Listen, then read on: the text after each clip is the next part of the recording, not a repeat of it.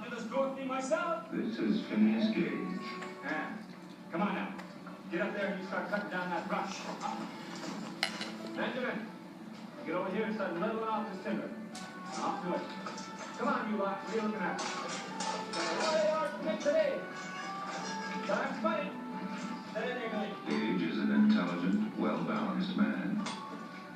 You look better now, Gage? Yeah. Yeah. He's a modest and reliable person.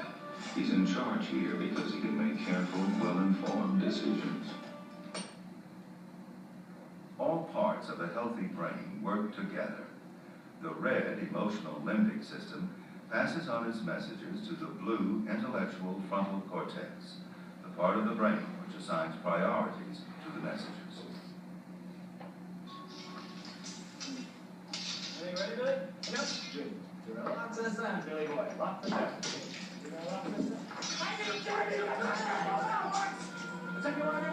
Normally, the two brain systems keep thought and emotion in equilibrium. James?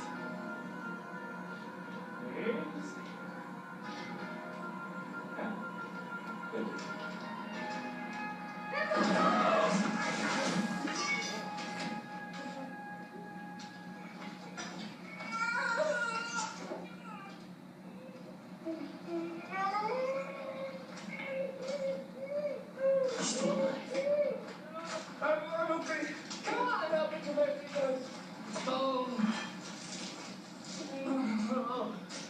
Sorry. I'm okay.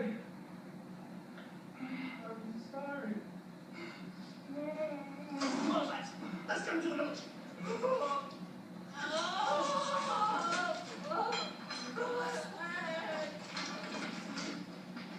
Almost a century and a half after Gage's accident, we can guess that his limbic system, frontal cortex, and the connections between the two were damaged by the passage of the damping iron through his brain. The limbic system is now free to fire emotional messages without the restraint exercised by the frontal cortex.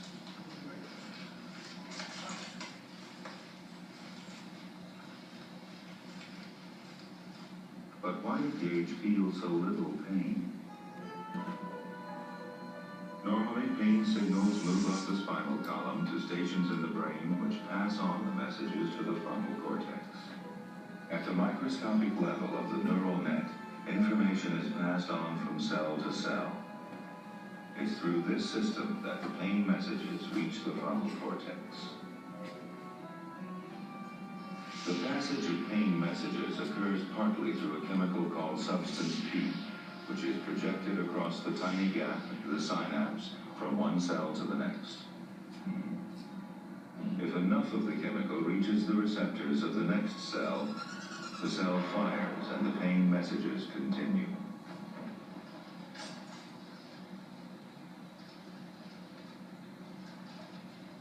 Often when pain or stress occurs, endorphins are released.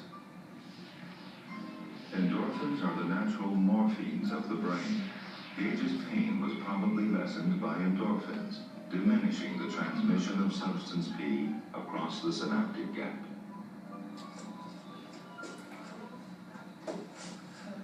Oh, you can make it, man. Here, so I hope you feel better, folks. Sometimes just believing in a cure is enough to dampen pain. Water has no pain-killing properties, but it may have given Phineas Gage some relief by triggering the release of more pain-resisting endorphins. If Gage had taken morphine, it would have inhibited cell firing by impairing the transmission of substance P, just as the endorphins do, blocking the pain signal.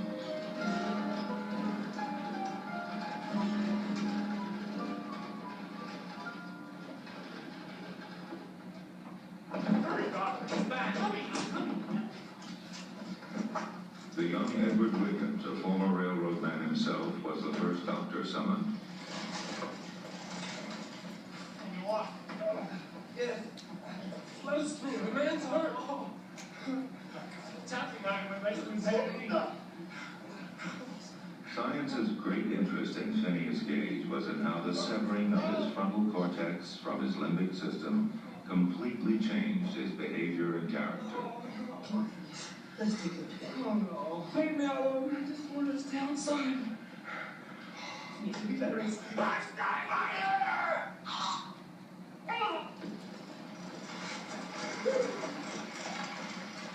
Doc Williams. Who? Doc Williams. Doc Williams. He is looking up for you, Doctor.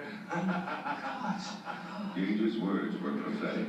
His historic case sparked widespread curiosity into how physical changes in the brain affect behavior. God, Gage. I don't know. Okay, enough of this nonsense. Let's get you off the bed right now. Come on, oh, no. Easy. Samuel. Go back to work, boys. Come on. Come on. Easy.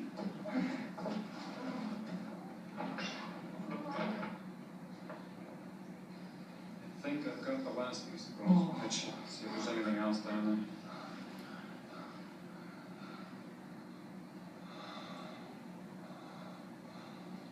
My right hand is touching my left hand, clear through his head.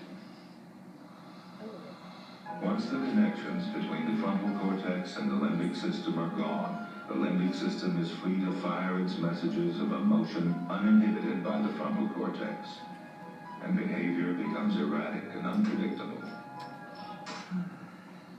You know what I like, Doctor? I like to have an old dog up here. Come here, Matt. Here, boy. Come on. Keep your hands. Oh, Billy. Oh, Billy. Oh, wait. Keep your head still. Oh, see the minute, hey? Hey. Easy, lie back. See what we can do about your dog thingies.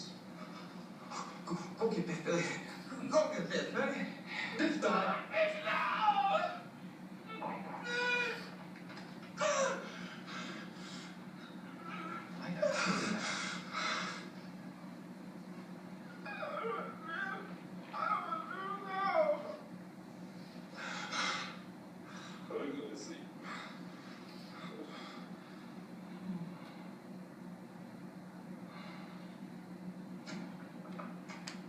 Against all odds, Gage survived. Physically.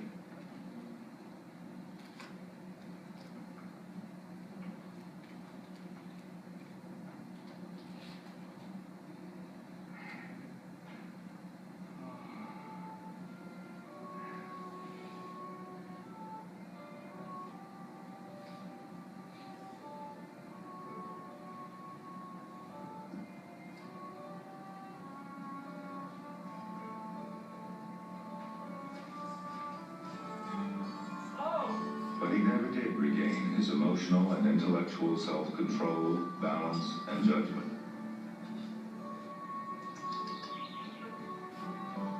His ability to communicate with other human beings decreased, but he developed a special affinity for animals.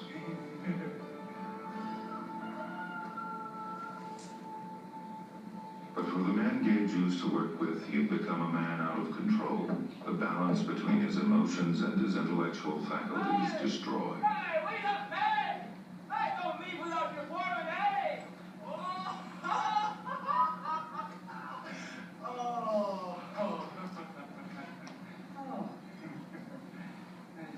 We got a new foreman. What? Who? I'm the foreman now. You? Angela. Oh. All you got to take care of yourself, Benjamin. Let alone the whole group of men, hey!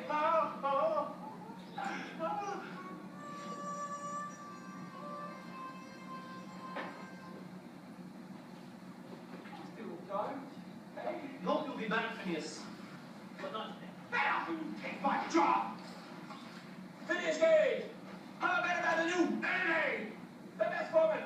We'll come by later, Phineas. I'm the best! No!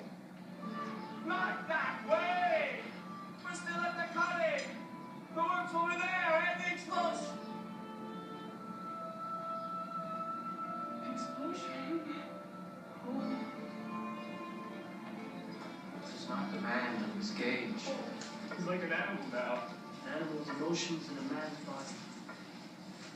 Gage died 12 years later, still unbalanced. At the Warren Museum at Harvard University, the tapping rod and Gage's skull are preserved, a monument to research into how physical changes in the brain affect behavior. Utilizing the most modern tools of brain science investigation, Doctors Hannah and Antonio Damasio at the University of Iowa Neurology Laboratory have studied Phineas Gage's skull and the tapping rod. They have been able to anatomically determine which areas of his brain were the most seriously damaged.